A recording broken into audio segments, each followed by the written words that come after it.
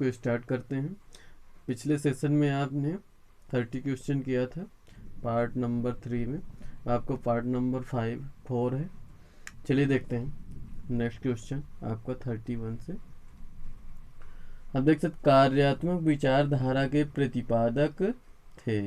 कार्यात्मक विचारधारा के प्रतिपादक कौन थे? Option number A Wundt, option number B James, option number 3 Dewey, option number D इनमें से कोई नहीं। तो जैसा कि आप सभी को मालूम होना चाहिए कार्यात्मक विचारधारा के प्रतिपादक कौन है। आप कमेंट बॉक्स पे इसका आंसर जरूर दीजिएगा। तो आप देख सकते हैं option number B James, option number B is the correct option. James ji थे कार्यात्मक विचारधारा के प्रतिपादक थे। कौन थे? जेम्स जी। Next question 32।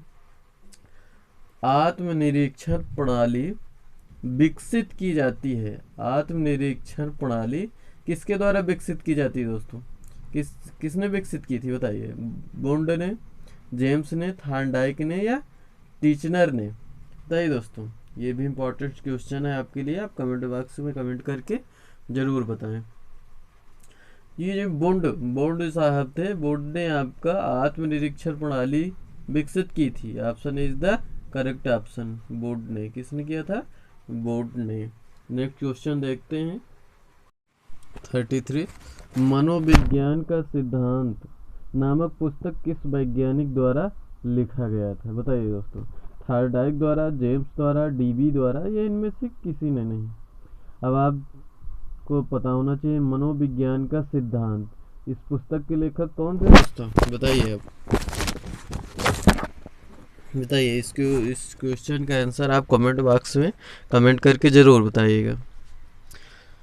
देरी ना करते हुए मैं आपको बता दूं कि मिस्टर जेम्स जी ने इस पुस्तक को लिखा था, मनोविज्ञान का सिद्धांत। Option B is the correct option. Next question. प्रयोगात्मक मनोविज्ञान के पिता के नाम से कौन जाना जाता है? बताइए, प्रयोगात्मक मनोविज्ञान के पिता के रूप में कौन जाना जाता है? Option number A James, option number B Wood, option number C Thorndike, option number D Dewey. बताइए दोस्तों, कमेंट बॉक्स से आप कमेंट करके आंसर जरूर दीजिएगा। तो आप देख सकते हैं कि option number B is the correct option. Wood ने प्रयोगात्मक मनोविज्ञान के जनक के नाम से जाने जाते हैं। इन्होंने प्रयोगात्मक मनोविज्ञान का प्रतिपादक किया था। Next question. किसने मनोवैज्ञानिक प्रयोगशाला की स्थापना सर्वप्रथम की थी? सर्वप्रथम, सबसे पहली बार मनोविज्ञान की प्रयोगशाला की स्थापना किसने की थी दोस्तों? वुड ने, जेम्स ने, पावलोव ने, थॉर्नडाइक ने? किसने की थी दोस्तों? बताइए। कमेंट बॉक्स में आप कमेंट करके आंसर देते रहिएगा। तो आप देख सकते हैं कि मिस्टर वुड ने, option A is the correct option, mister would ने सर्वप्रथम मनोवैज्ञानिक प्रयोगशाला की स्थापना की थी। Next question. गेस्टाल्ट ने इनमें से किस क्षेत्र में काम किया है? बताइए, इन ऑप्शनों में से किस क्षेत्र में गेस्टाल्ट जी ने वर्क किया था? ऑप्शन नंबर ए सीखना, स्मृति, प्रत्यक्षीकरण या व्यक्तित्व के विकास के क्षेत्र में? बताइए, किस क्षेत्र में गेस्टाल्ट जी ने वर्क किया था दोस्तों? इन्होंने यानी कि स्पष्टीकरण, प्रत्यक्षीकरण के क्षेत्र में वर्क किया था। Option C is the correct option. Next question आपका 37। मनोविज्ञान में किस विचार को प्रथम बल के नाम से जाना जाता है? किस विचार को प्रथम बल के नाम से जाना जाता है? ऑप्शन नंबर ए मनोवैज्ञानिक विश्लेषण, ऑप्शन नंबर बी संज्ञानात्मकता, ऑप्शन नंबर सी कार्यवादी, ऑप्शन नंबर डी मानवपरकता। बताइए दोस्तों, आप इसमें कमेंट बॉक्स में कमेंट करके आंसर देते रहिएगा दोस्तों। आपको भी कितना नॉलेज है वो भी मालूम पड़ेगा। और भी आप जिस टॉपिक्स में आपका सब्जेक्ट वीक हो, आप कमेंट बॉक्स में कमेंट करिएगा, मैं आपको वो सब्जेक्ट क्लियर करवा देता हूँ। तो आप देख सकते हैं 37 का option number is the correct option. इन्होंने मनोवैज्ञानिक विश्लेषण विचार को प्रथम बल के नाम से भी जाना जाता है। नेक्स्ट क्वेश्चन, निम्न में से किस दूसरे नाम से भी व्यवहारवाद को जाना जाता है? व्यवहारवाद को दूसरे और किस नाम से जाना जाता है दोस्तों, बताइए। ऑप्शन नंबर ए द्वितीय बल, ऑप्शन नंबर सी तृतीय बल, ऑप्शन नंबर सी चतुर्थ बल, ऑप्शन नंबर डी पांचवा बल। तो आप व्यवहारवाद को और किस नाम से जानते हैं, ये लगभग सभी को मालूम होना चाहिए। कमेंट बॉक्स से आप कमेंट करके ज़रूर बताइएगा। 38 का कौन सा आंसर आपका? ये आप देख सकते हैं, व्यवहारवाद आपका द्वितीय बल है। क्या है? द्वितीय बल। इसे द्वितीय बल के भी नाम से जाना जाता है। Option A is the correct option. 39 देख सकते हैं, मनोविज्ञान में तृतीय बल निम्न में से किसे कहा जाता है? दोस्तों ये टॉपिक्स वेरी इंपॉर्टेंट आप देख सकते हैं। प्रथम बल, द्वितीय बल, तृतीय बल किसे कहते हैं? आप देख सकते हैं, मनोविज्ञान में तृतीय बल निम्न में से किसे कहा जाता है? ऑप्शन नंबर है संज्ञानात्मकता को, सामाजिकता को, मानवीयता परक को, या सभी को? बताइए दोस्तों, तृतीय बल किसको कहते हैं? 39 में कौन सा सही है? ये मानवीयता परक को, मानवीयता करण को तृतीय बल के नाम से भी जाना जाता है। Option C is the correct option.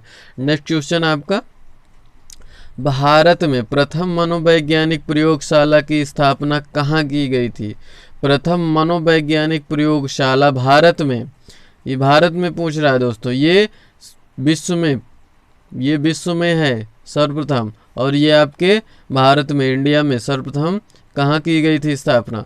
ये मुंबई, बम्बई, दिल्ली, कलकत्ता या मद्रास में कहाँ की गई थी दोस्तों? ये भी वेरी इंपॉर्टेंट और इजी भी है, सभी को मालूम होना चाहिए। आप कमेंट बॉक्स में क्वेश्चन नंबर 14 का आंसर दे सकते हैं। तो आप देख सकते हैं option number C Calcutta. Calcutta में भारत में प्रथम बार मनोविज्ञान की प्रयोगशाला की स्थापना की गई थी। नेक्स्ट क्वेश्चन नंबर 41 देख सकते हैं आप, निम्नलिखित में से किसने भारत में प्रथम मनोवैज्ञानिक प्रयोगशाला स्थापित की थी? ये भी वेरी इंपॉर्टेंट क्वेश्चन है और ये सभी को मालूम होना चाहिए। Option number A N Sen Gupta, option number B C S Bose, option number C A N Chatterjee, option number D B N Banerjee. किन्होंने प्रथम मनोविज्ञान प्रयोगशाला भारत में स्थापित की थी? बताइए दोस्तों। तो आप देख सकते हैं A N Sen Gupta option number A, इन्होंने प्रथम प्रयोगशाला भारत में स्थापित की थी। Option is the correct option. Next question 42 देख सकते हैं, थार्डाइक ने बुद्धि की प्रकृति के विषय में निम्नलिखित में से कौन सा सिद्धांत माना है? थार्डाइक ने बुद्धि की प्रकृति के विषय में निम्नलिखित में से कौन सा सिद्धांत माना है दोस्तों? ऑप्शन नंबर ए एक शक्ति सिद्धांत, ऑप्शन नंबर बी विविध शक्ति सिद्धांत, ऑप्शन नंबर सी बहुशक्ति सिद्धांत, ऑप्शन नंबर डी द्विशक्ति सिद्धांत। बताइए दोस्तों, थार्डाइक ने बुद्धि की प्रकृति के विषय में निम्नलिखित में से कौन सा सिद्धांत माना है? बुद्धि से रिलेटेड है ये, थार्डाइक जी का क्वेश्चन है, वेरी इंपॉर्टेंट क्वेश्चन है आपका।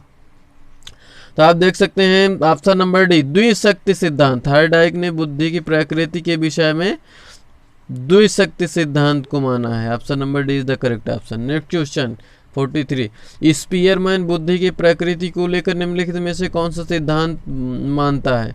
स्पीयरमैन बुद्धि की किस प्रकृति को मानता है? एक शक्ति सिद्धांत, विविध शक्ति सिद्धांत, बहुशक्ति सिद्धांत या द्विशक्ति सिद्धांत?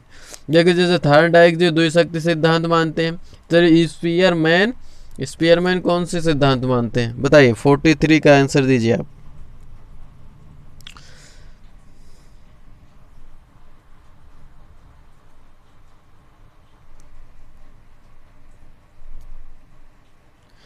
ये आप देख सकते हैं स्पीयरमैन द्विशक्ति सिद्धांत मानते हैं। आप स्पीयरमैन द्विशक्ति सिद्धांत मानते हैं।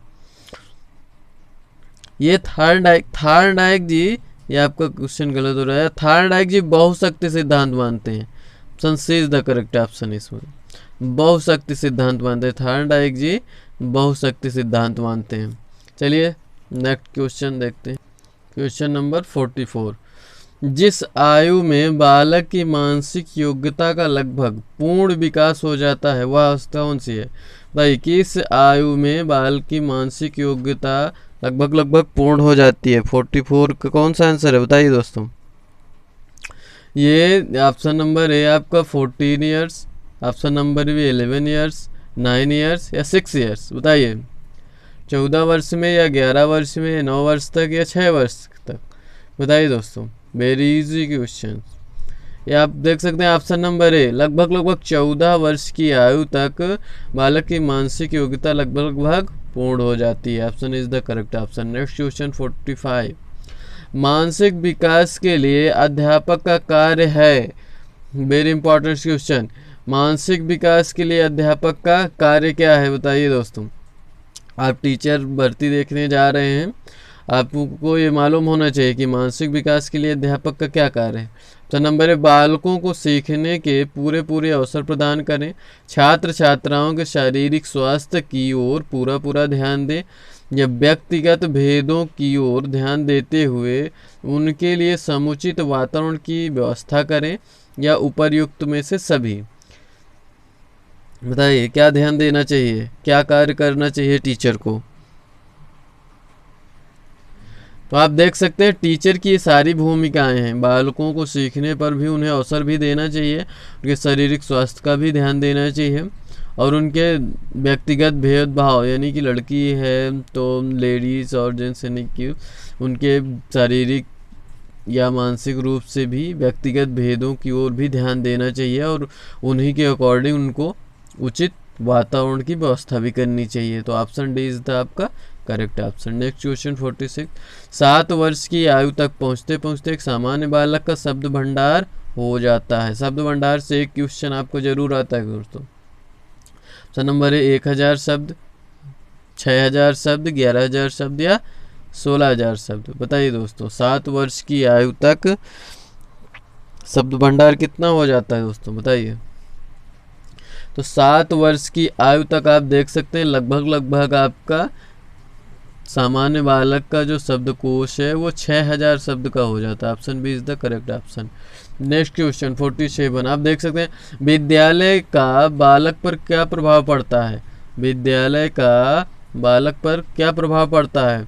ऑप्शन ए, बालक के शारीरिक, मानसिक, सांस्कृतिक तथा चारित्रिक विकास पर प्रभाव पड़ता है, या बालक के व्यावसायिक विचारों पर प्रभाव पड़ता है, या बालक के राजनीतिक विचारों पर प्रभाव पड़ता है, या इनमें से सभी। विद्यालय का बालक पर क्या प्रभाव पड़ता है।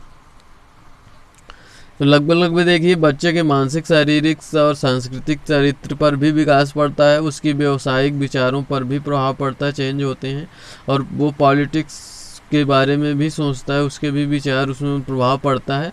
इसलिए option D is the correct option, ये सभी। नेक्स्ट क्वेश्चन 48, बालक के समाजीकरण में कौन से तत्व बाधक हैं। बताइए। ऑप्शन नंबर है माता पिता का प्यार न मिलना, माता पिता का पक्षपातपूर्ण व्यवहार, या अनुचित दंड और असुरक्षा, या उपरोक्त सभी। तो आप देख सकते हैं दोस्तों, बालक के समाजीकरण में ये लगभग ये सारे तत्व आप बाधा बनते हैं, यानी कि option D is the correct option. Next question देख सकते हैं आप 49, छात्रों में नैतिक गुणों के विकास हेतु अध्यापक में किस प्रकार का गुण होना चाहिए। छात्र के नैतिक गुणों के विकास हेतु अध्यापक में किस प्रकार का गुण होना चाहिए। बताइए। एक कठोर प्रशासन के गुण, एक योग्य अध्यापक के गुण, एक राजनेता के गुण, एक अच्छे सामाजिक कार्यकर्ता के गुण। बताइए दोस्तों, वेरी इंपॉर्टेंट क्वेश्चन है, मैं आपको अपना अनुभव बता रहा हूँ दोस्तों। क्या होना चाहिए, क्या गुण होने चाहिए नैतिक गुणों के विकास के लिए। आपके अंदर कौन सा टैलेंट, कौन सा गुण होना चाहिए। एक योग्य टीचर का, यानी कि एक योग्य अध्यापक का गुण होना चाहिए। Option B is the correct option. Next question 15, निम्नलिखित में से कौन सा संवेग बालकों में सर्वाधिक असक्षमता और तथा असुरक्षा उत्पन्न करता है। स्नेह, क्रोध, भय, ईर्ष्या। बताइए दोस्तों, असक्षमता और असुरक्षा उत्पन्न करता है कौन सा संवेग। बताइए दोस्तों। आप देख सकते हैं भय के कारण किसी भी बालक की क्षमता भी कम हो जाती है, और वो अपने आप को असुरक्षित, यानी कि अपनी सुरक्षा नहीं कर पाता भय के कारण। Option C is the correct option. अब देखते हैं नेक्स्ट क्वेश्चन 51। निम्नलिखित में से किशोरावस्था की मुख्य समस्याएं हैं। किशोरावस्था की मुख्य समस्याएं कौन कौन सी है दोस्तों? शारीरिक विकास की समस्या, समायोजन की समस्या, काम और संवेगात्मक समस्याएं, या उपर्युक्त सभी। बताइए दोस्तों 51 का कौन सा ऑप्शन सही है? देखिए, अब किशोरावस्था में शारीरिक विकास की भी समस्या हो सकती है, या समायोजन की समस्या रहती है बच्चों में, काम वासना भी उत्तेजित रहती है, और संवेगात्मक यानी कि क्रोध, मोह, ये सब संवेगात्मक समस्याएं भी रहती हैं। इसीलिए आपका option number D is the correct option. Next question 52। सामान्य बुद्धि बालक प्रायः अवस्था में बोलना सीख जाते हैं। सामान्य बुद्धि के बालक किस अवस्था में बोलना सीख जाते हैं? 11 माह में, 16 माह में, 34 माह में, या 51 माह में तो सामान्य बुद्धि के बालक होते हैं। बताइए दोस्तों, आप देख सकते हैं लगभग 11 माह की अवस्था तक आते आते ये बोलना सीख जाते हैं। Option A is the correct option. Next question आपका 53।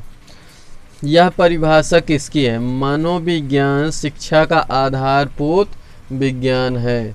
ये परिभाषा किसने दी थी? डेविस ने, स्किनर ने, बी.एन. झा ने, वुडवर्थ ने। दाई दोस्तों, मनोविज्ञान शिक्षा का आधारभूत विज्ञान है, ये किसने कहा? 53 ये स्किनर ने कहा था। किसने कहा था? मिस्टर स्किनर ने। Option B is the correct option. Next question 54। Watson ने नवजात शिशु में मुख्य रूप से किन संवेगों की बात कही है? वाटसन ने नवजात शिशु में मुख्य रूप से किन संवेगों की बात कही? उत्तेजना, कष्ट व प्रसन्नता, भय, क्रोध व स्नेह, इनमें से कोई नहीं। वाटसन ने नवजात शिशु के मुख्य रूप से किन संवेगों की बात कही है? 54 कमेंट बॉक्स में आप कमेंट करके आंसर जरूर दीजिएगा। तो ऑप्शन नंबर सी, भय, क्रोध व स्नेह, ये नवजात शिशु के मुख्य रूप से संवेग बताए हैं वाटसन जी ने। नेक्स्ट क्वेश्चन आपका 55।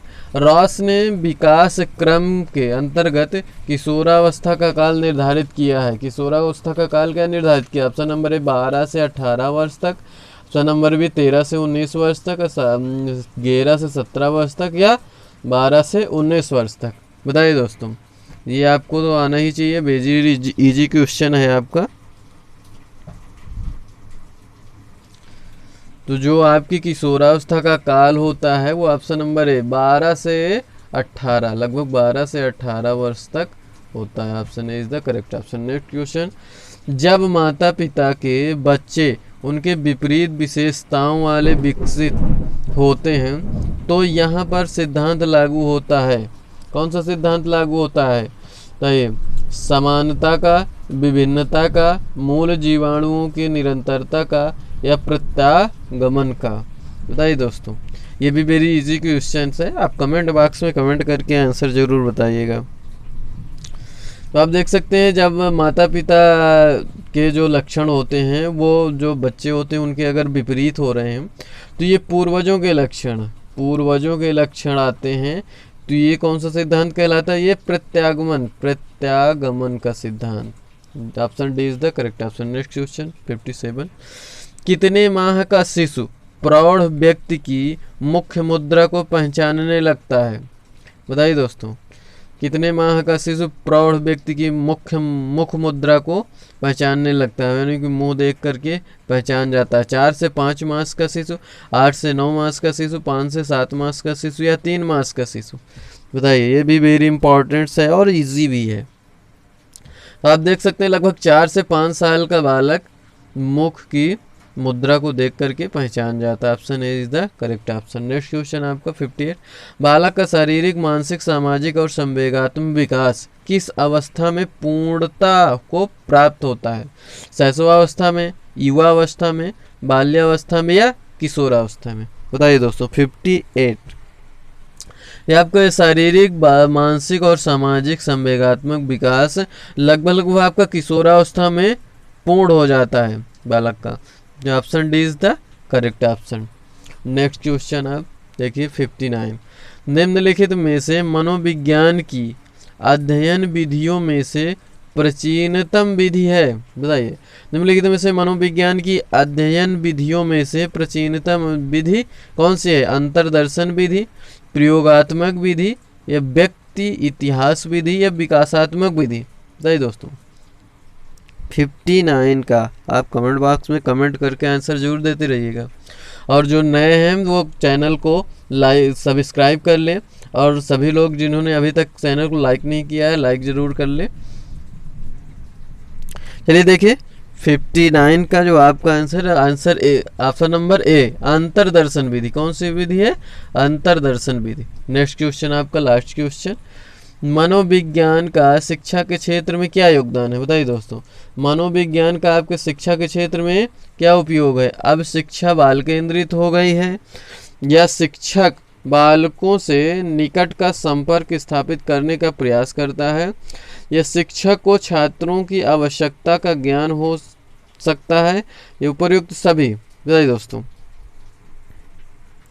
इसमें देखिए मनोविज्ञान का शिक्षा के क्षेत्र में बहुत बड़ा योगदान है ही। तो जो ऑप्शन दिए हुए हैं, अब बाल जो शिक्षा हो गई वो बाल केंद्रित भी हो गई है, साथ ही साथ बालक और शिक्षक में निकटता भी, संपर्क भी स्थापित हो रहे हैं, और शिक्षक को छात्रों की आवश्यकता का ज्ञान भी हो सकता है। तो आपका option number D is the correct option. चलिए दोस्तों, जिन्होंने चैनल को सब्सक्राइब नहीं किया सब्सक्राइब कर लें और लाइक कमेंट ज़रूर कर दें। आपका कौन सा सब्जेक्ट वीक है यूपी टेट के लिए, आप कमेंट बॉक्स में कमेंट करके ज़रूर बताएं, मैं आपको वो सब्जेक्ट आपका कंप्लीट करवा दूंगा। और आप डेली मेरे यूट्यूब चैनल अभिषेक त्रिपाठी में शाम 2 बजे आ जाइएगा, आपको यूपी टेट से रिलेटेड आपको मैं क्लासेस देता रहूँगा।